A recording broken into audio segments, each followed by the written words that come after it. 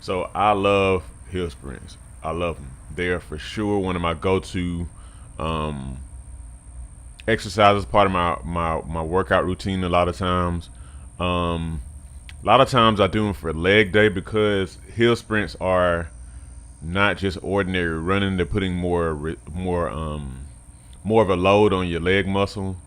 But a lot of times these days I just do them for regular cardio. So hill sprints in and of themselves are great cardio. Now it's not going to be necessarily what you would call steady state. What I mean is, steady state cardio is like cardio where you're kind of moving at the same speed for an extended period of time. Running for a mile or more, or riding your bike at a consistent speed. Nothing that's going to kind of like increase your resistance significantly. This is more so like interval training. Now, granted, the intervals are kind of short because you're going at a closer to maximum effort up the hill than you walk down the hill. So it's lower. The intervals are a little bit shorter than what most people might consider when they think about interval training.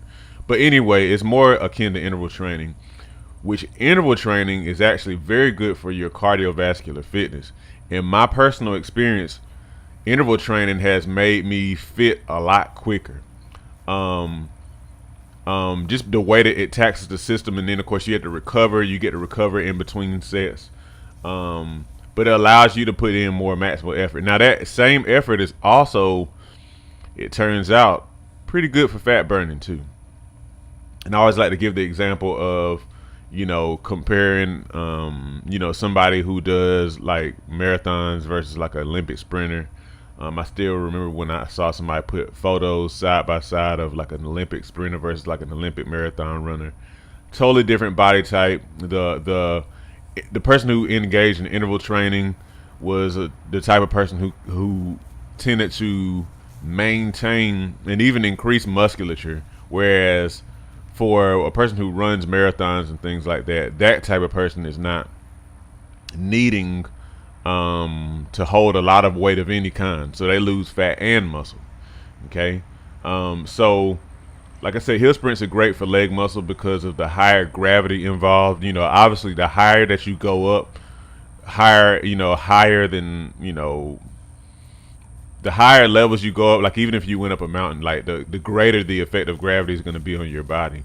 So the same goes when you're going up a hill. Like you have an increased amount of gravity acting on your body, and so therefore you increase the resistance on your leg muscle, as your leg muscle, especially your quads and your calves, pull you up the hill. Now, and I know some people may wonder about this, but I am a firm believer that hill running is easier on the knees than just regular running on a flat surface.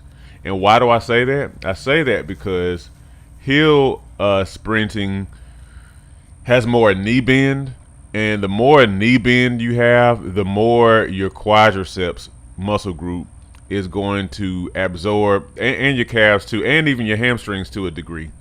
The more those muscles are going to absorb whatever kind of shock that's being put on them whenever your feet hit the ground.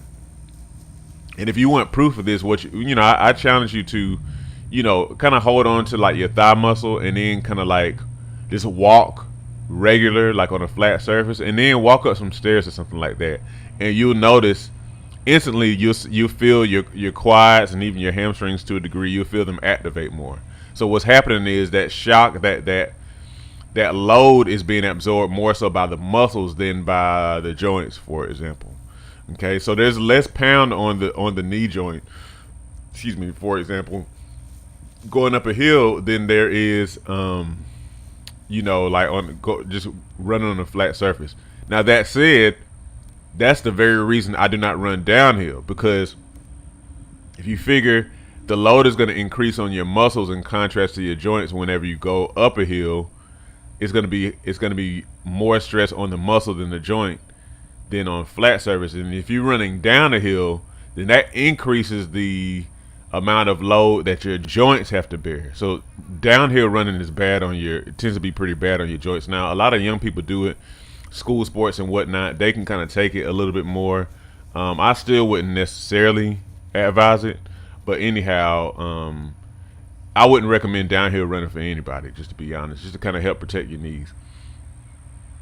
Now, typically, what I do is I'll set a timer and I'll just kind of run as long as I do like 10 minutes minimum, and I run up the hill. The first 5 or so hills, I kind of take them easy, just kind of let myself warm up, and then after that, I'm going near maximal effort when I go up the hill, and I walk down the hill. I take however long I need to come down the hill, to kind of recover. But the moment I hit the bottom of the hill, I'm coming back up. Now, sometimes, especially when I'm getting closer to the end of my total time duration, then I'm kind of, maybe taking a little bit of a break when I get to the bottom of that hill. So obviously, it depends on whatever your current fitness level is. But by the time you get those first few hills in, where you're kind of jogging, taking it easy, going up the hill, you want to kind of start putting in more significant, close to maximum, if not maximum effort. Really get those leg muscles pumping, pump your arms on the way up, that type of thing. And then the last thing I'll say on this video is, if you do hill sprints like I do, don't forget to stretch well afterwards. You should stretch your whole body, but especially your legs, and I'll say even especially more than that, your calves, your Achilles tendons, because there's a lot of stress going on those. And what happens is, when you're contracting those muscles, those tendons and whatnot, they kind of get tight. So if you, it's very important that you continue to stretch those so they don't get too tight. Because I think sometimes when people kind of get these really, really tight Achilles tendons, and they kind of start getting more and more of, like just shorter and shorter tendons, you have a greater likelihood of injuring that tendon, even popping a tendon. But that's if you're just really, really tight, and then you also aren't recovering, that type of thing. So I always encourage you, stretch those so you don't mess yourself up, okay? All right, get those hill sprints in, y'all. I love hill sprints, and I highly recommend them.